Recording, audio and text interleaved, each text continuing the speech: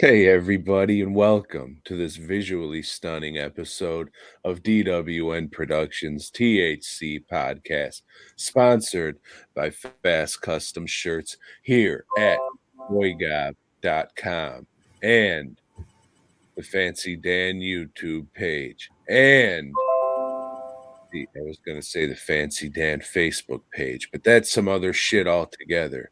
And the podcast Facebook page. Been about 2 weeks, maybe, since we did an actual show. But if you were on the Fancy Dan fucking the Fancy Dan YouTube page, then you would have seen that there were two bonus fucking shows up there. So if you're not over there, then you missed out, motherfucker. You missed You out. missed out. How you been, Joseph? Tom, it's been like forever. We did a little road tripping a couple of weeks or a week ago. I don't know. Time seems to be a big blur all of a sudden. I'm losing tracks of my days and don't know what the fuck. But we went across this great nation of ours. We took a little road trip through the deep south. Yep. Where did we go, Joe? We went to Williamsburg, Ohio, which I'd never heard of. And we went outside of Cincinnati. Yeah, we went there for Camp Xul.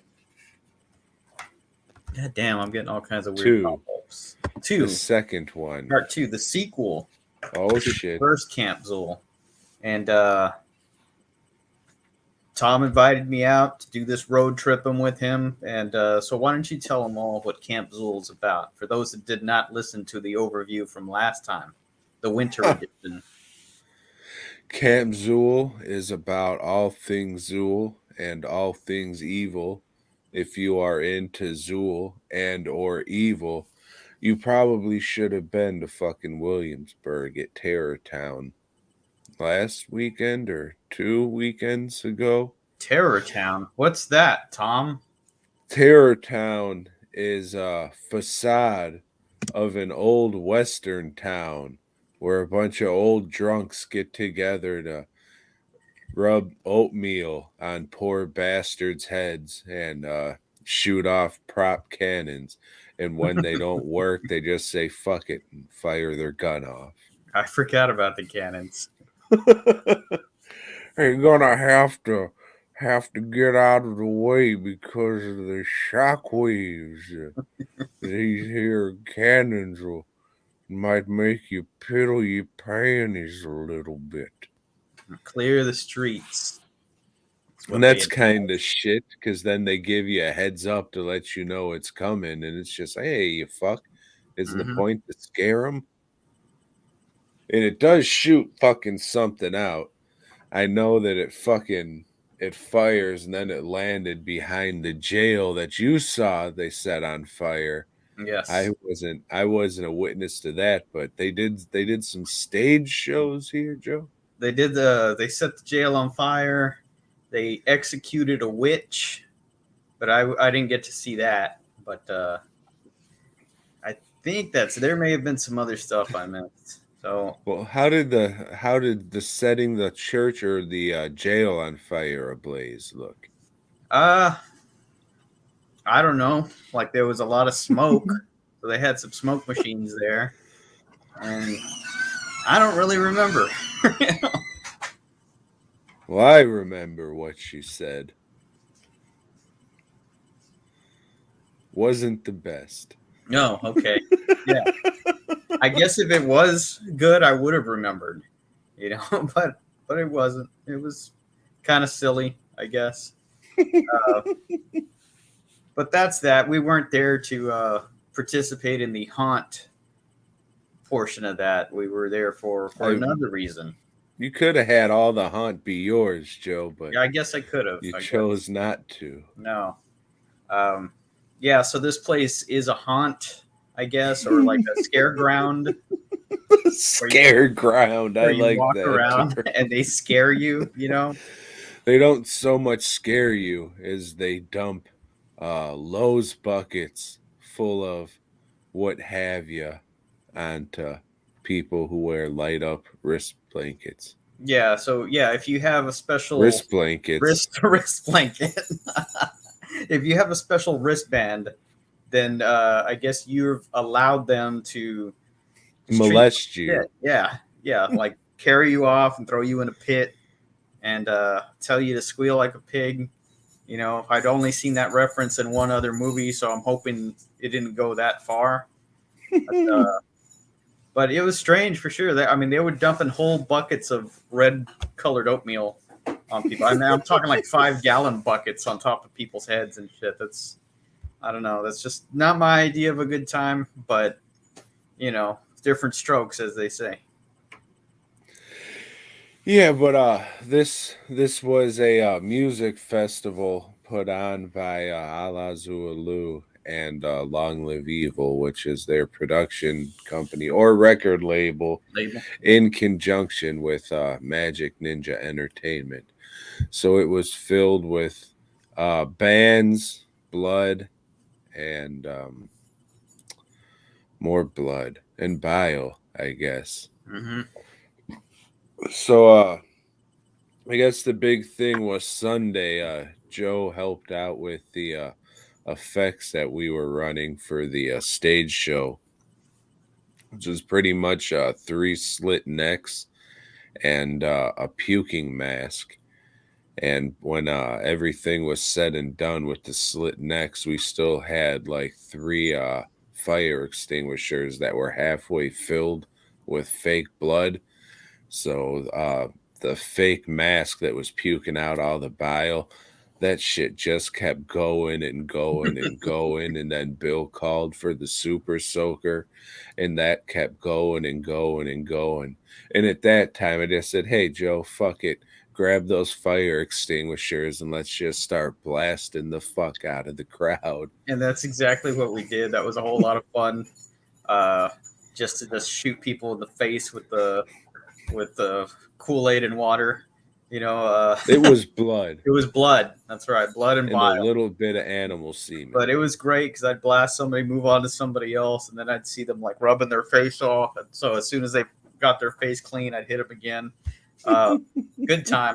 It was fun doing some stage magic. Yeah, it was fun seeing everybody again and hanging out, and that was definitely some fun and different things to do that. So thanks to AXE and LLE for having us out. Greatly appreciated for sure. Yeah, I hope everybody.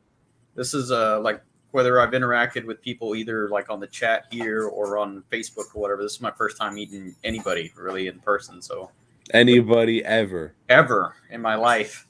Yeah, it's been a life of isolation until this road trip. But yeah, it was a good time.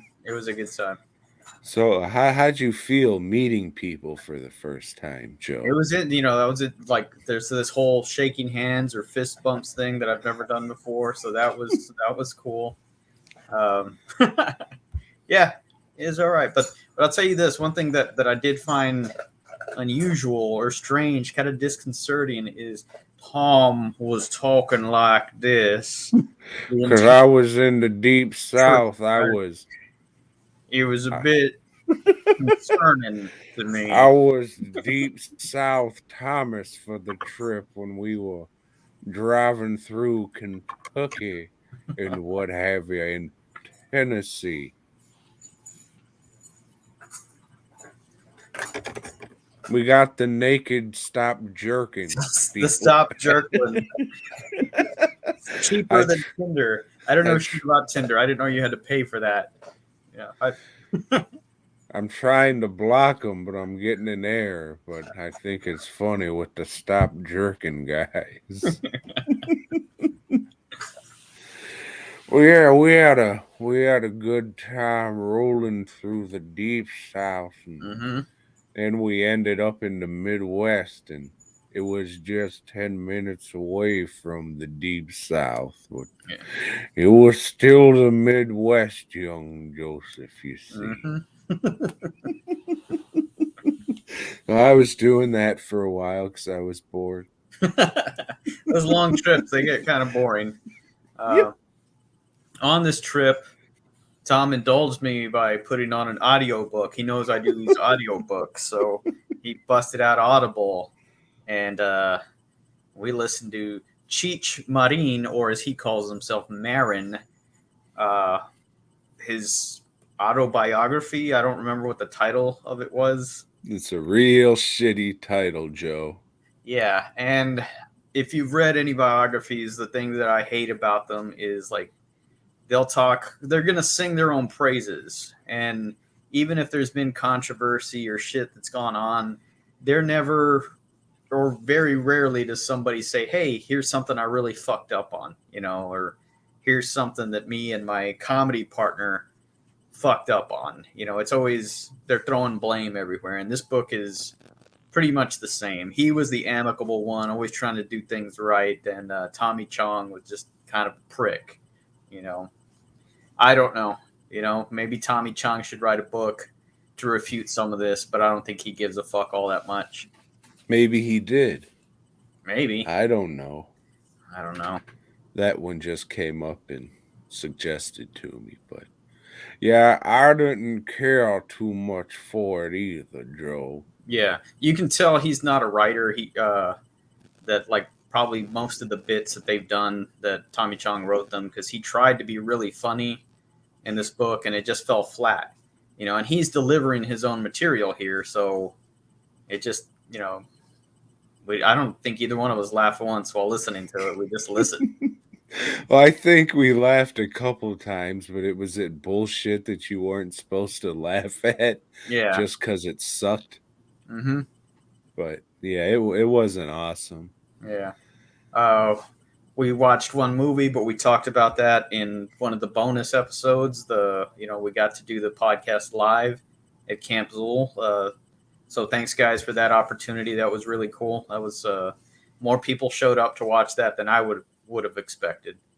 Oh, and good old Lee from Ala Zulu even showed up and watched some of it. Right. So thanks, guys. Much appreciated. And I hope you enjoyed having us there as well. Yeah. Yeah. Cucamonga. Camp. Oh, yeah.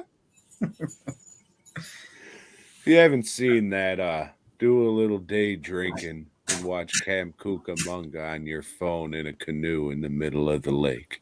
It's an experience. I hope next year at Camp Xul they will have canoes. That would be nice, yeah. Even if it's a man-made pond, and then I'll just jump out of it like Jason, but drown these fuckers for real. And then I'll pop up and say, oh yeah, oh yeah. Cucamonga the shit out of them. Motherfuckers. I rolled up to this son of a bitch and I'll put a hot dog in his pocket, you see. So did you watch anything since getting back, Tom? I did, Joe. I watched the Cheech book, but we just talked about that. I watched Violent City. It was the Blu-ray was waiting for me when I got back from good old Camp Xul. This is Charles Bronson working for the Italians, right? This is not Charles Bronson working for the Italians. This is Charles Bronson's a hitman working for himself. And then Telly Savalas says, hey, how about you work for me, you fuck? And he says no. But he says, you better work for me because you've been fucking my wife. And then he says, Knuckles. And he still doesn't work for him, and it's not that good. But it's an Italian movie, right? Yes, it is an Italian movie made in the asshole of America, a.k.a. New Orleans. I didn't really care for it. There wasn't a whole lot there. Yeah, I'm not a fan of pre-Death Wish Bronson movies, but this one was suggested to me, and fuck you, whoever suggested this to me. You're an asshole. If anybody would like to buy it, hit me up. I got the new Blu-ray that just came out. Who put this one out? Kino Lorber. Because they put out a lot of the old Bronson movies no one really gives a fuck about. Well, they just started doing this about 3 years ago. Before, they were doing just highbrow movies. No, I wouldn't say that. They would have some horror shit sprinkled in there. Every once in a while, but it was mainly like foreign, like art house type shit. And then like just recently, they've been throwing in just, the garbage like everybody else is doing. I guess try to get into that game too. They ran out of highbrow movies, I think. Rest in empowerment, White Buffalo. Fuck. Did you watch anything? I watched special features on the clear cut disc of the All the Haunts Be Ours set. I'm sure they sold out of that set over this weekend. I hope so. Given we threw it some praise.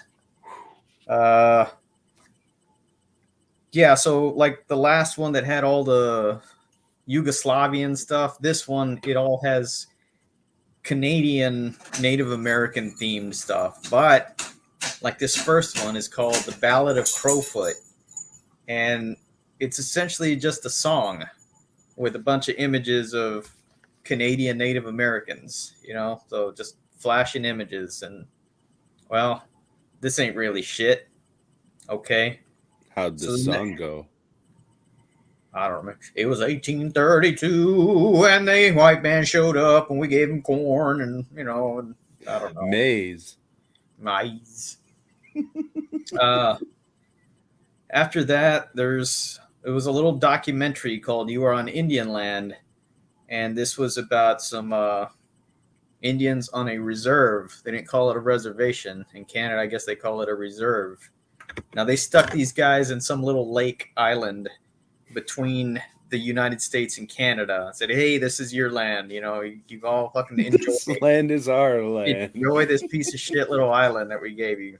Then they decided, you know what? We're going to make a bridge and a toll right through your land so people can go from the U.S. to Canada. But if you guys want to come to either side, you got to pay the toll too. So fuck you. And it's about the Indians protesting that and, just trying to block people from going to the toll one day. And I guess, it got nationally recognized, but nothing happened. Indians are going to get always fucked at the end.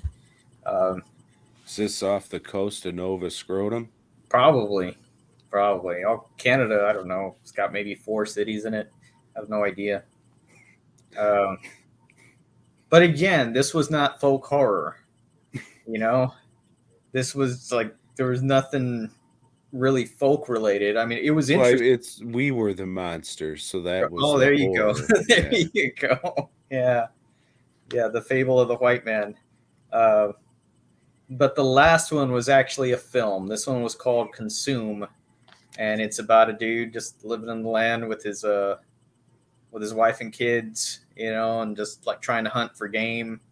And all of a sudden his wife disappears because he's having these dreams telling him, hey, you gotta eat, you gotta feed your family. And it's the Wendigo, Tom. The Wendigo is making him hungry. So he kills all his family, eats them. The Wolverine show up or Hulk or anything? No Wolverine. Puck. He's bouncing around, the little guy. This was good. This little short film was good, and it fit in with the fucking folk horror thing that they sold me on. It's like, okay, you delivered your promise on this one. Thank you. Not that the other ones weren't interesting. They were, but it's just like, hey, that's not what I signed up for here.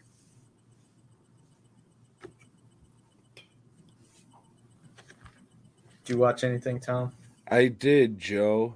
I watched a movie called Thriller, A Cruel Picture. Have you seen this? Tom, this is an overrated piece of shit. It's very jarring for a second because there's insert shots of dick going in. I wasn't expecting to see that at all. And then you see this lady with a hairy asshole getting a wiener pushed in her, and wasn't expecting that because it's very close up. You can tell this was shot definitely after the movie just for some extra shock or Yeah. something, because this is a very slow, boring movie. And the only reason, or the only way that they were able to add some entertainment value is to show penis and vagina Yeah. penetration. Yeah, and that was so they could sell it in different markets to different people. Caligula is the same way, that their uncensored version just has a lot of fucking penetration or whatever that really doesn't do anything. I actually like the edited version of that movie more. But Thriller, they call her One Eye, has a lot of people like falling into boxes, like stacked up boxes and shit. It has I remember one scene just driving around on the road, like anybody that just drives off the road, their car explodes. Yup.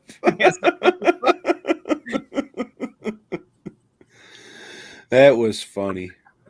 Two cars just kind of tap and veer off the road and then they both explode. So any car in this movie that doesn't stay on the road, it just fucking explodes, like when fucking Dolomite shot that guy's tire in the Human Tornado. Yeah, I don't dig this movie. I don't get the fawning fan base that it has. I don't know. Yeah, one and done. I'm good. Better luck next time. Mm-hmm. But yeah, there's watch Miss 45 instead. Yeah, definitely a better movie. I watched Finch. This is I watched it on Apple Plus or Apple TV or whatever that app is called. This is Tom Hanks. The world is fucked, Tom. Like the ozone layer has finally said, "Screw it."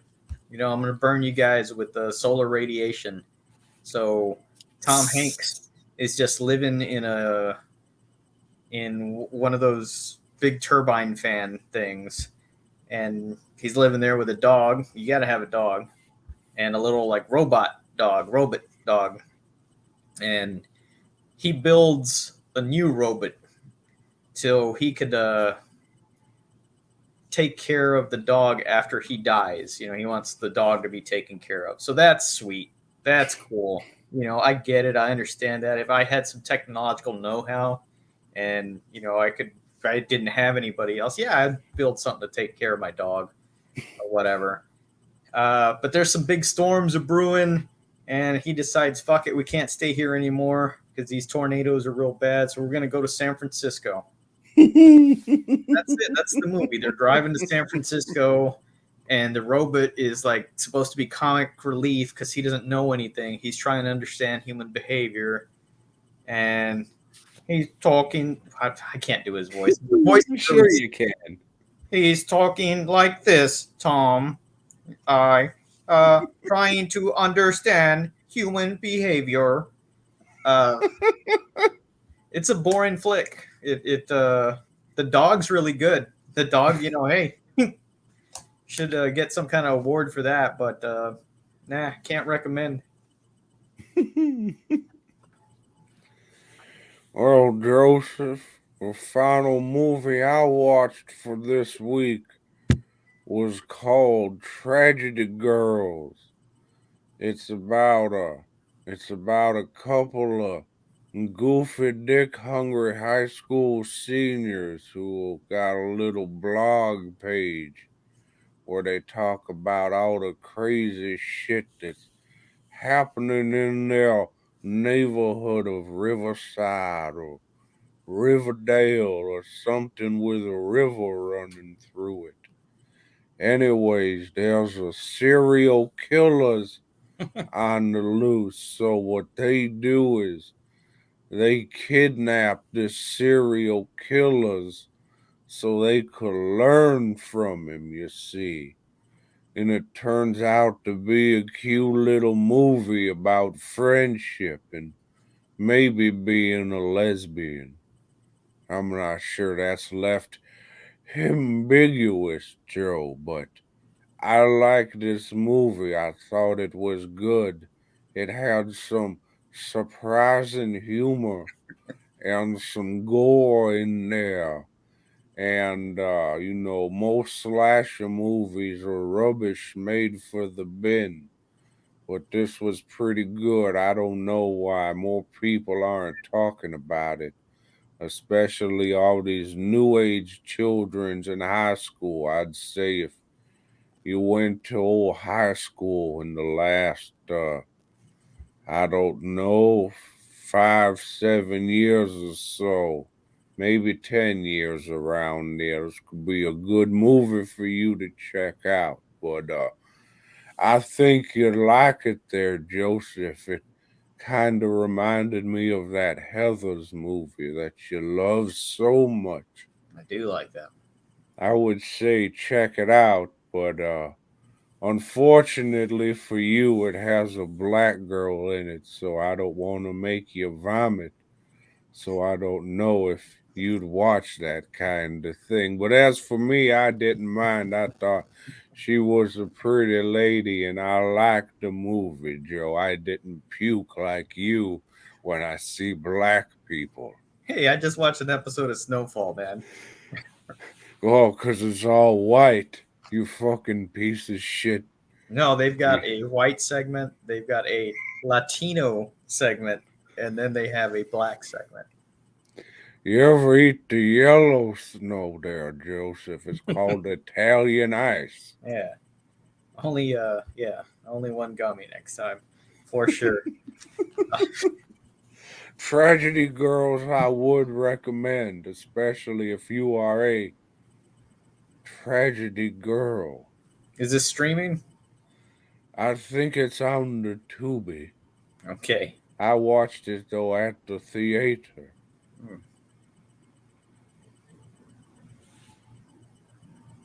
All right. Yeah, that's all I watched, and that's all you watched. That's So, all I watched except for except this final piece of fucking dog shit, Joseph. okay, this is a Malevolence 3 Killa, and this is a direct sequel to part 1 because part 2 was a prequel. So now we're going back to the sequel part, and whatever money he had for part 2, that shit's gone in part This 3. fucking movie came out in 2018. Son of a bitch looks like it should have been released in 2004, direct to video. It's like he used the same goddamn camera he did when he made the first one. And It looks like shit. It looks really bad.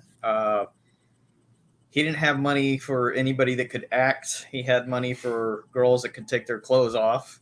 he So got all the flattest ass white women he could find to be in this movie, and he had them decorated in mismatched bra and panty sets because he's a fucking idiot. yeah, probably knowing this was going to be the last movie he ever made, he threw his daughter in there so she could have some, oh yeah, I was in a movie. She can have that story the rest of her life. This director also does the music for the film, and it sucks. This is a horrible, horrible score. Uh, Aside from that, it's just the serial killer that can't feel pain. He escaped from the first movie after being shot. You seen the end of Halloween, the Mhm. original one. Right. That's And what happens, but this is one of those emo scene kids. and yeah, that's it. This movie desperately, just like the first one I had said, it wants to be Halloween. He wants to Why make the fuck would you make a Halloween fan film with no fucking pumpkins, Joseph? Yep. But But that's it. That there's no plot to it. He's just chasing down these college girls and killing them or whatever. His family members, remember, he had the black Dr. Loomis said, "Your baby boy's out there killing, and we gotta find him." But in this one, I guess he did have a little bit of money because his grandmother, the killer's grandmother, is Adrienne Barbeau. Happy birthday, Adrian. Yeah, happy birthday. We're covering this movie for you. And yeah, I don't know. Hey, it was a job, I guess, right, lady? Not good. Not good. But we got through it. We got through the 3 Malevolence films. So we're moving on to something else. And this guy made a movie that I really liked called Brutal Massacre, which is like a mockumentary making fun of like shitty horror movie directors. I don't think I'm ever going to go back and watch that just because I want to leave it as I like it. I don't want to go back and say, oh, this is a big fucking piece of shit. Don't want that to happen because these 3 Malevolence movies were some of the worst shit we've watched on this fucking show so far. And that's not bullshit. They're just dull, boring, nothing happening pieces of shit. Yeah, I can't argue with that. I definitely recommend them to anybody. So, next week, Joe, we're going to start the Predator movies. We're going to do Predator 1, Predator 2, and then Alien vs. Predator, Alien vs. Predator 2, Predators, then The Predator, and then we're going to pause for a week and have the 3rd or 4th anal Jean-Claude Van Damme-a-thon. And then after that, it will be August 5th, and the new Predator movie, Prey, will be out on Hulu. And we will finish that out then. All right. So at least we got... Yep. So at least I know we have 2.5 good movies in there to look forward to. And I will add to that by reading some Predator comic books and see how bad they hold up. Maybe we'll play that video game too. Yeah. We'll see. We'll see. But turn into next week where we called you a bunch of slack-jawed other F words. It'll be great. Thwip, Tom. We're moving on to Amazing Spider-Man number 117. And I got to say that we've noticed that something that happens when we're covering these comic books, it's something I like to call the BOYGOB effect. Man, we just talk about these motherfuckers in comic shops call us up. They say, hey, give us some warning. We sold out of Spider-Man 116 last week, and you can't find them on eBay. You can't find them anywhere after we talk about them. We got piss gored. I don't know what to fucking say. Pulled the rug right out from under us. So another comic that was reused and edited and put in this next issue. Direct continuation from last issue. We were left with the cliffhanger that the ceiling was going to fall down on a bunch of people at a political fundraiser. But hey, how's it going? And it does fall down, but nobody's killed. Spider-Man's secret identity is not revealed. We've got, who is it? The schemer, the plotter. What the hell is this? Smasher and Disruptor. Disruptor. That's the guy I'm thinking of. Yeah. Stan Lee couldn't make a villain for fuck. And he couldn't fuck like a villain. No. like Tom said, this is a reprint, so they just remodified some shit from Stan Lee's script from when it was originally printed. And if you know how we've covered, or if you've read yourself any of Stan Lee's stuff, it doesn't hold up at all. Um, it I guess it was just kids reading comics at that time, because I don't see how any adults that were reading at the time would have stuck with it. You know, not good, not good. It ends on yet another cliffhanger, so we got more of this shit to wade through next week. The politician that everybody's gaga about, there's something up with him. We don't know what's going on with him, but Robertson is going to expose him. And in the original one, Captain Stacy was gonna expose him, but he's dead. He's dead. Yeah. So they had to rewrite that. They didn't really rewrite it. They just drew over him. Yeah. The Disruptor has now got a remote control for the Smasher. So he's going to go after Spider-Man's next He issue. got a remote control implant put in his brain, his hands, and his feet, and they show you a little x-ray diagram of it. Of the wires that go Fucking through his chest. stupid. Like 2 wires running this whole guy. Yep. Yeah. Yeah. Yeah, these are work stories, and there's been a bunch of stinkers, but this is like, There's been 117 of them. yeah, the majority. I thought things were getting better here, like, hey, Gary Conway's here, and like they're starting to develop some plot, but then they throw this shit on us. You know, let's recycle these stories. Rubbish for the bin, mate. It is. It definitely is.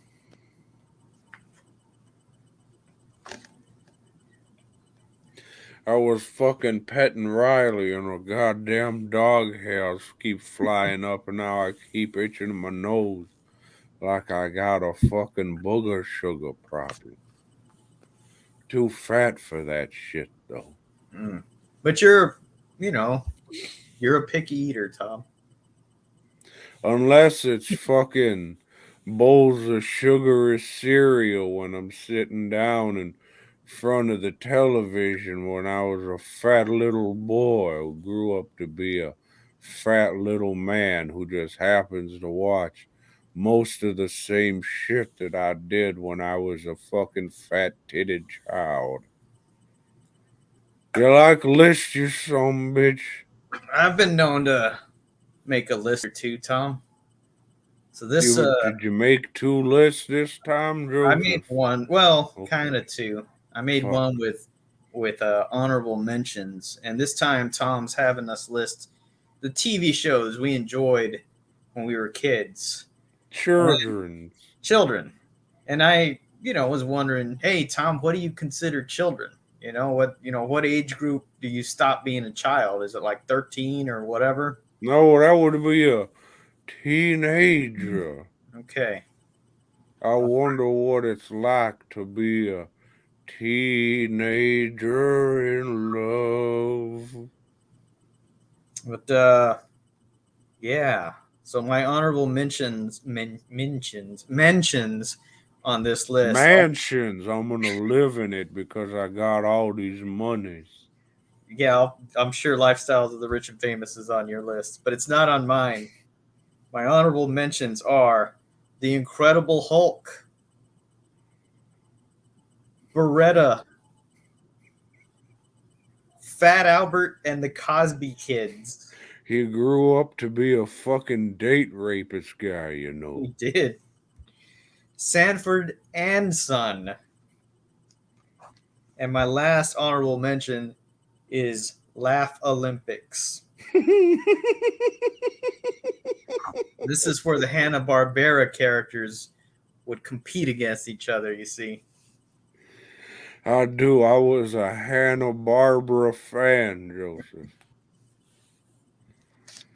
I have Dinosaurs. It was a Jim Henson production where there were dinosaurs. And then I have Johnny Bravo. It was a cartoon about a fucking rapist. And then I had Ren and Stimpy. It was a cartoon made by a fucking rapist. And then I have Dinosaurs again because I guess I loved it so much I put it in the honorable mentions twice, but not on my list. And then I have TGIF. You remember TGIF, Joe? You could hang with Mr. Cooper and whatnot. Yes. And those are my honorable mentions. At number 10, Tom, I have Southwest Championship Wrestling. Used to come on Sundays. I'd watch it all the time. My number 10 was part of the Nickelodeon Saturday night block hold. It was called Snick for Saturday Night Nick. And there was a show called Are You Afraid of the Dark about a bunch of fucking Canadian children huddled around a campfire and threw magic dust into a fire, and it would cause words to appear, and then they would tell a story. Most of them not about the dark, but it was cute, you know. It was little horror stories for children and what have you. Maybe once in a while give you a little nightmare, son. Are you afraid of the dark? Number 10. At number 9, I have Good Times, featuring Jimmy Walker. Ain't you glad that we got him? Kid Dynamite, they would call him. Now he's on there trying to fucking sell you insurance and Medicaid and shit. That ugly looking man.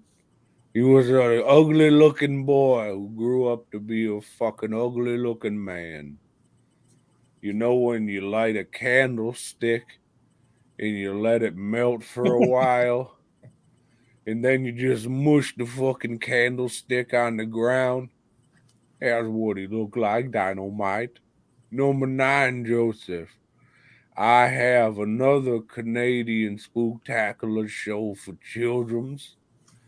And this is Goosebumps, made by the gentle fella who popularized the man thing. Have you heard of him? I have. R.L. Stein.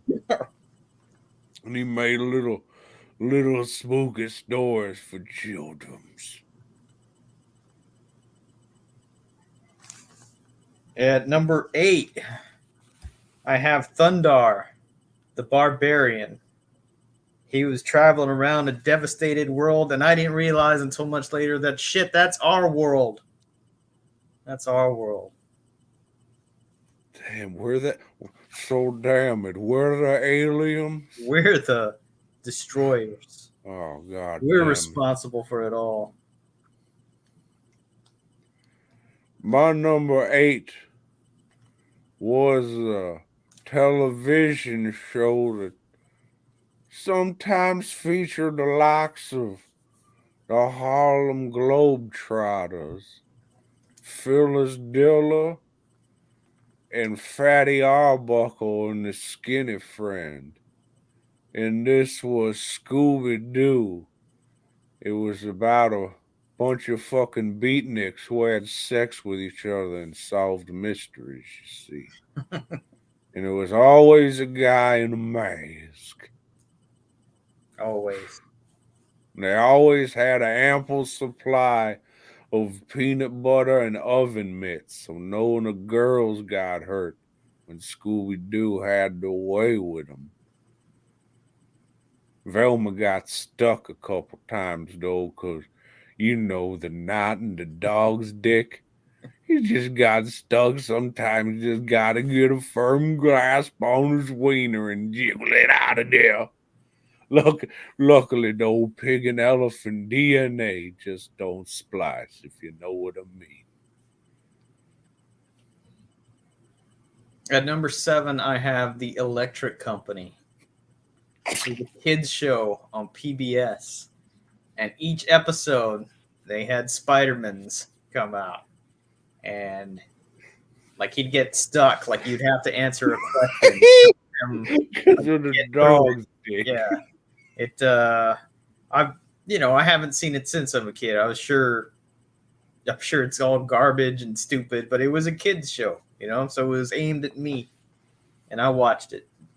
Well, you haven't seen it since you were as a children, but I know you remember the fucking song, Joseph. So how about you sing that Spider-Man song? I don't remember. Is it the same? Fuck, I It's don't the know. worst fucking Spider-Man song there is. Mm-hmm. I don't know. We'll get back to Spider-Man's in a minute. Yeah, we will. What are we on television program I whacked off to?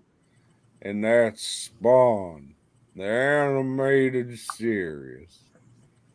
You quit fucking talking like that. Starring Kiefer David.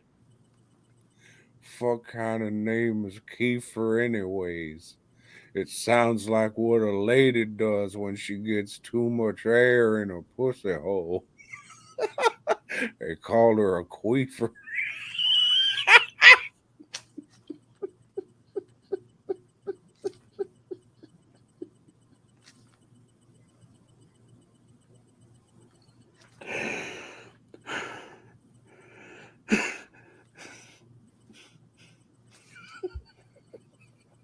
At number 6. Where the fuck am I? I don't know if this was called the $6 Million Man or the Bionic Man, but I used to watch it all the time as a kid. It was the closest thing you had. Well, it's not the closest thing you had to a superhero, because Wonder Woman was on, and Spider-Man's had his own show too, a live action. But I think that was a series of movies. But $6 Million Man, he would fight robots, he would fight Bigfoots. It was cool to me as a kid. Again, I'm sure it sucks really bad now if I watched it. You remember the episode where the giant Andre got all that pubic hair glued to him? I do.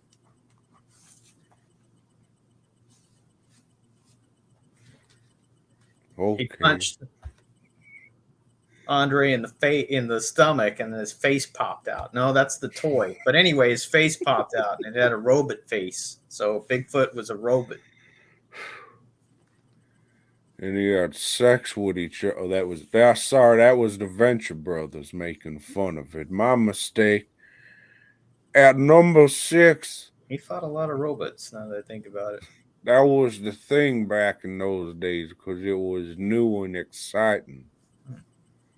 But I had something that was part of the Action Extreme team block that was on USA. It was showed in conjunction with the Street Fighter cartoon, the Savage Dragon cartoon that didn't feature semen, and the Wildcats cartoon. This was Mortal Kombat, Defenders of the Realm. There was a episode with Cabal and Sonya was able to relate to Cabal because when Sonya was in school, she was friends with the crippled girl in the wheelchair. And that's supposed to be a simile because Cabal's all burnt up and they're not freaks. You see, they're still people too, even they're a little different. Some of them may talk like slack-jawed other F words, you see, Joe. But we'll get to that next week when we talk about Tyrannosauruses and what have you. At number 5, I have Jason of Star Command. I don't fucking remember this show at all, but I know I used to watch it, and it was like Saturday mornings when it'd come on. I was always excited to watch it. I have a box set of it somewhere, so at some point I am going to go through and think, God damn, you were a dumbass, Joe. Yeah. Can't say much more about it because I don't remember. It was a space show for kids. Number 5, I have the Teenage Mutant Ninja Turtles. I always thought Donatello's staff would make a nice chair. So I came in at number 5. At number 4. Hey, you know what I'm surprised about, Joseph? What's that? You know how all these fat nerds want to stick their fucking pickles in a Velma, you see? Mm-hmm. Why don't they have that same kind of fascination with Irma? You know, that bitch in the blue sweater? Isn't it kind of the same kind of thing, but she's not as fat as that fat bitch Velma? Irma. Which one's Irma? So she rhymes with sperma. She What show was was she on? the Ninja Turtle, the Teenage Mutant Ninja Turtles. Oh, I didn't watch that shit. I thought the only Oh. girl in that was the yellow suit girl. She worked at the fucking TV station with the yellow suit girl. Oh, she didn't work in the pizzeria or something? She didn't work at the pizzeria. They wouldn't allow Jewish people in there back in the 90s. I'm not very familiar with the cartoon, Tom. I can't answer why, but only the movies. Maybe you've just started something. Maybe nerds will realize, oh yeah, we should be lusting after that whore too. All right, nerds and fucking dorks out there, you listen up. You send videos of yourself whacking off to old Irma from the Ninja Turtles, the FASTCUSTOM No. SHIRTS at gmail.com. At number 4, I have WKRP in Cincinnati, where we're just in fucking Cincinnati. Just there. And yeah, this show I thought was funny as a kid. It probably still is. I won't know, though. I got other shit I need to watch. Like your fucking cholesterol. True. My number 4 is Hey Arnold. It's about a bunch of children of all nationalities, shapes, sizes, and creeds coming together to do city kids stuff. And that's the one where they're in recess, right? No, that's Recess, Joseph. Okay. That was also a good one, but Recess. It didn't make the list. Yeah. Mikey was a fat-titted bitch. At number 3, I have Spider-Man's and his amazing friends. He had a friend that could turn to ice and a chick that could like microwave herself or something. And they had a dog named Oven Mitts. Yeah. And this cartoon would have guest appearances by like Namor and the X-Swarm. Yeah.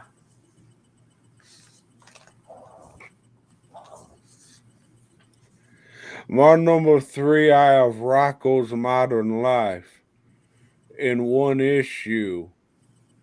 episode, Rocco was picking berries, but it turns out he just grabbed an animal's testicles and it ran out of the bush holding his fucking bruised testicles because Rocco has a mighty grip.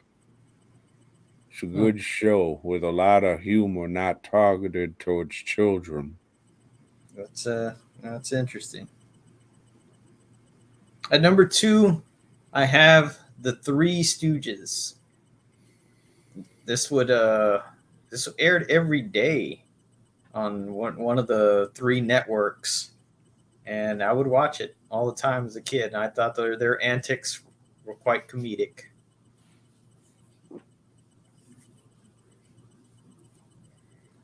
I have X-Men, the animated series, with your favorite, the Morlocks.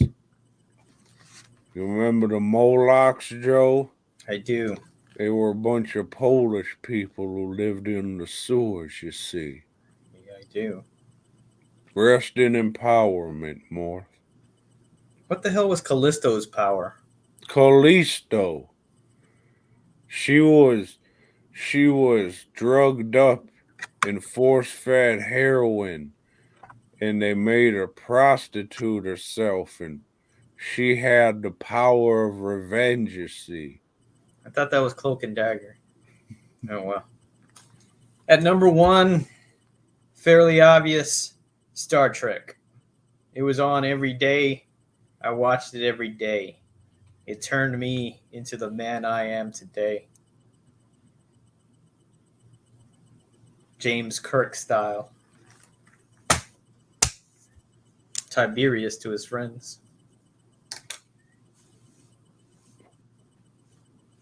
Joseph, my number 1 is Spider-Man's the animated series. No punching allowed, you fuck, and it didn't need it because it's number 1 in my heart and the clogged hearts of many fat little children around the world. Next week, what are we doing? Join us next week when we discuss our top 10 movies about religious folk. You already did that. No, we didn't. We did faith-based movies. No, that's faith-based movies. It's gonna be the same shit. Well, then I don't fucking know. Our top 10... Fuck, no. That wouldn't work. I don't know. I'm running out of subjects on this shit. Well, then don't pick movies. Our top 10 shitty accents. I don't think there are 10. There's definitely not fucking 15. Tune in next week where you hear Joe and I offend everybody on the map. I'll come up with something by tomorrow. Top 10 Pornhub searches. That's pretty good. I like the accents one. I know you do.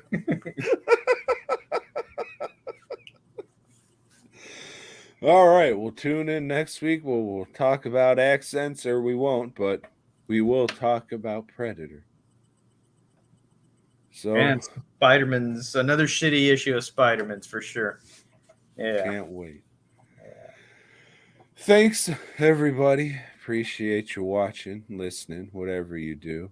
It was nice seeing who we did last weekend or the weekend before or many, many moons ago, depending on whenever you are consuming this content. But whenever you are consuming this content, I would just like to thank AXC again for having us out. And I would also like to tell you to head on over to dwnproductions.net and buy one of these fucking hats. Look at that shit. Just fucking buy it already. DWN Productions. They do.